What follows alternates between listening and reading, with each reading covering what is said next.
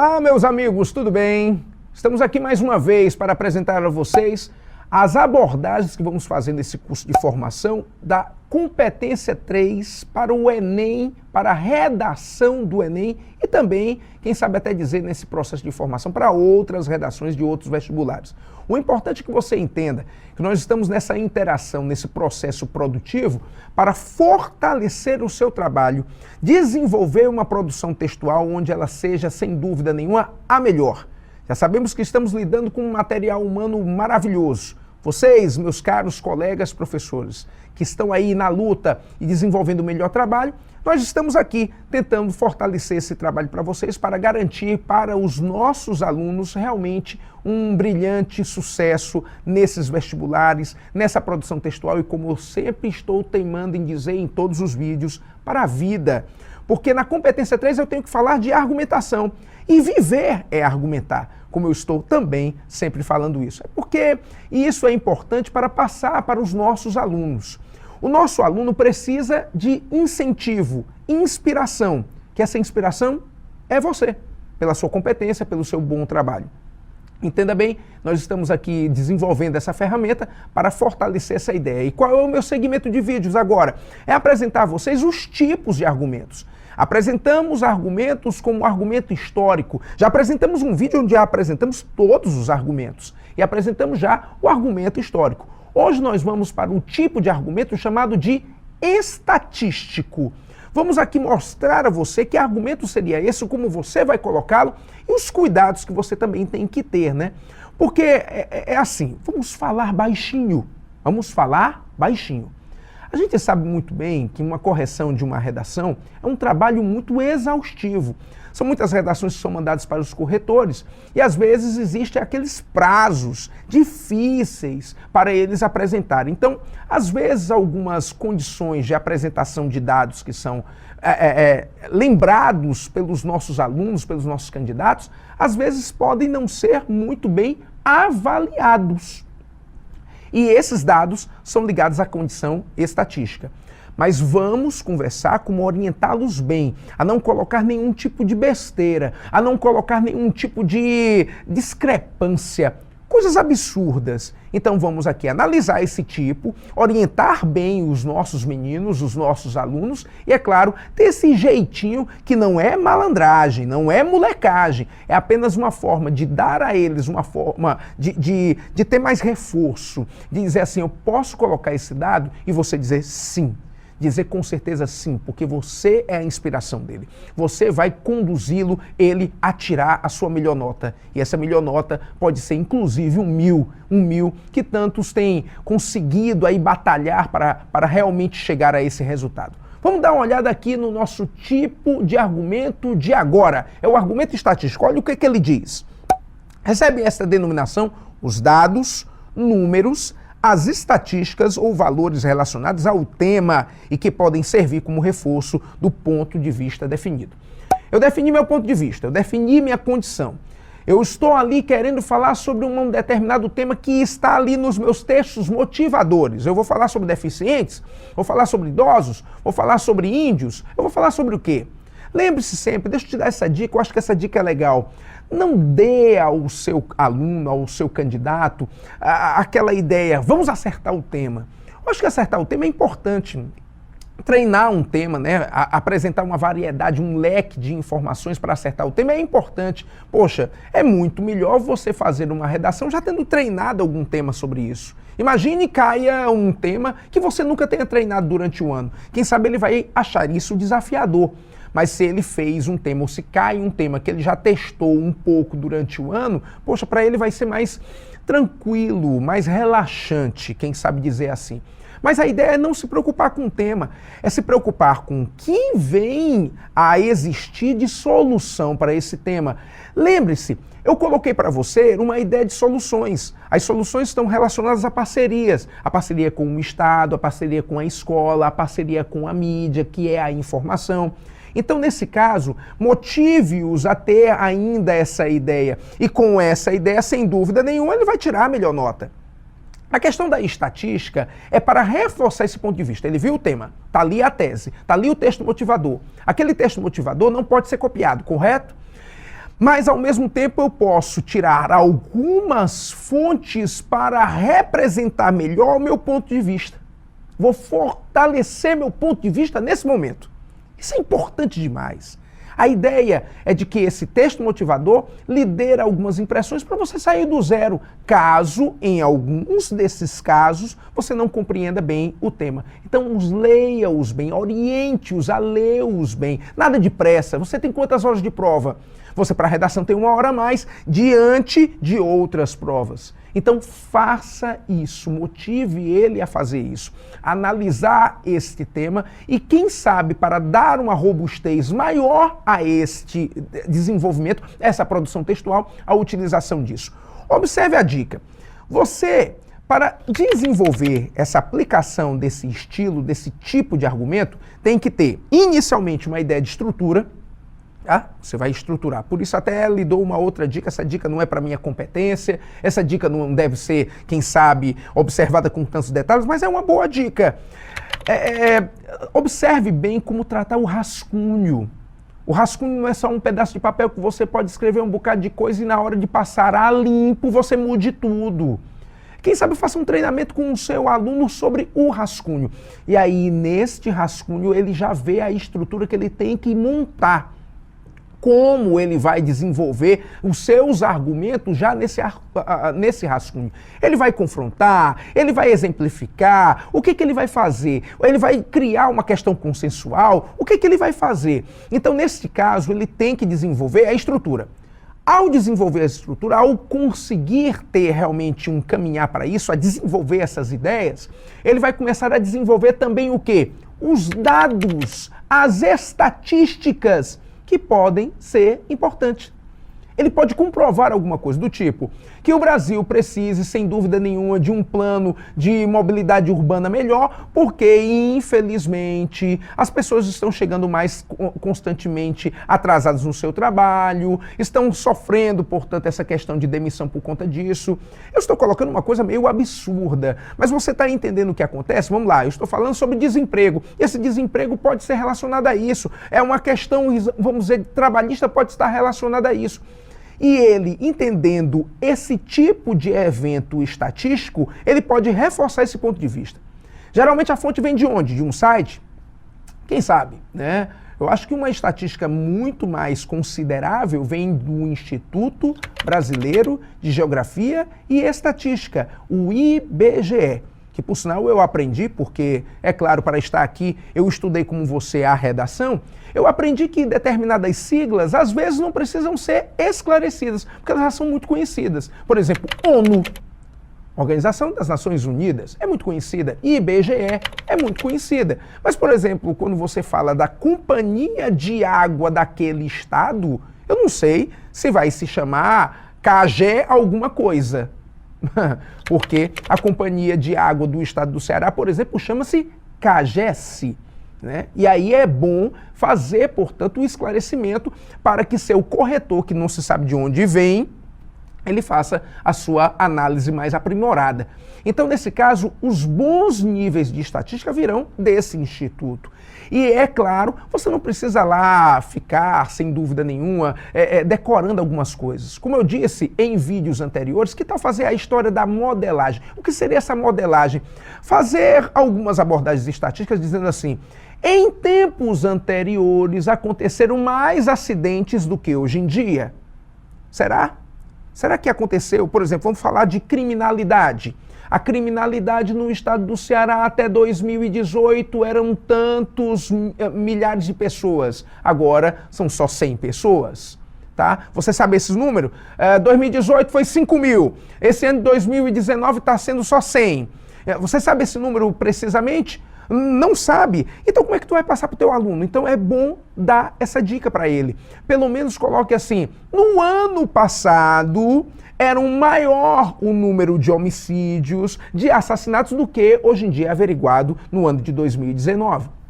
Você não deu precisão, mas com certeza você viu um dado estatístico que lhe fez fazer esta abordagem, para dar a ele a segurança de que ele possa fazer esse tipo de coisa. Então, quando você tem a estrutura, você aplica os dados e a estatística. E aplicando os dados e a estatística, você defende a sua tese. assim que tem que ser a estrutura da coisa, tá certo? E aí, nesse caso, eu vou lhe apresentar, inclusive, um texto que foi desenvolvido com essa ideia. Olha só, pesquisa realizada pelo Instituto Datafolha, encomendada pela Catraca Livre para a campanha Carnaval Sem Assédio, apontou que 61% dos homens abordados afirmam que uma mulher solteira que vai pular carnaval não pode reclamar de ser cantada. E para 49% dos mancebos, bloco de carnaval não é lugar para mulher direita. Além disso, 70% acreditam que as mulheres se sentem felizes quando ouvem um assobio e 59% acham que elas ficam felizes quando ouvem uma cantada na rua. Quer dizer, ele apresentou uma indicação de uma pesquisa. Ele apresentou quem fez a pesquisa e de onde a pesquisa veio. Isso ele tirou de onde? Da memória dele? Quem sabe? Pode ser que o tema seja a questão da mulher, né? Que foi muito falado nesses últimos tempos. Eu acho que vocês devam ter acompanhado campanhas para conscientização de evitar os assédios em blocos de carnaval, porque esse assédio chegava a ir ao ponto da violência na concepção de algumas pessoas, principalmente das mulheres que estavam sendo atacadas. Então, um determinado instituto acabou fazendo essa pesquisa com os cidadãos de uma maneira geral. E essa estatística alguém lembrou ou o texto motivador o trouxe. Se você pegar alguns temas do Enem, a maioria dos textos motivadores eles estão aplicados lá. Você não pode repetir as coisas dos textos motivadores, entende? Mas você pode retirar esses dados, fazer uma modelagem e principalmente apresentar a fonte que é apresentada lá. Vamos lá, um site ou um instituto desse que eu acabei de citar. Então, é por isso que a estatística acaba sendo importante dentro do nosso consenso. Nós já falamos sobre citações históricas, nós agora estamos falando sobre questão de estatística. Então, por exemplo, imagine esse texto, eu vou falar sobre desemprego no Brasil. Então eu falo sobre a questão da mão de obra que ficou defasada já há muito tempo na história brasileira, porque a escravidão, quando se acabou, os negros não foram aceitos dentro do mercado de trabalho. Então eu apresentei para o meu candidato uma origem de processos de desemprego, principalmente em condições brasileiras. E agora eu vou, através de um instituto, mostrar que isso realmente existe com dados. Fortalece teu ponto de vista. Entenderam? Então a questão estatística é realmente importante. Mas vamos recapitular. Eu tenho que ter a estrutura. Eu tenho que primeiro decidir o que é que eu vou falar. Tá certo? É por isso que você tem que usar bem o rascunho. Utilize o rascunho para desenvolver bem essas ideias, para colocar realmente nesse segmento. E é assim, o que é que se ensina? Que a introdução, ela tem que apresentar a tese.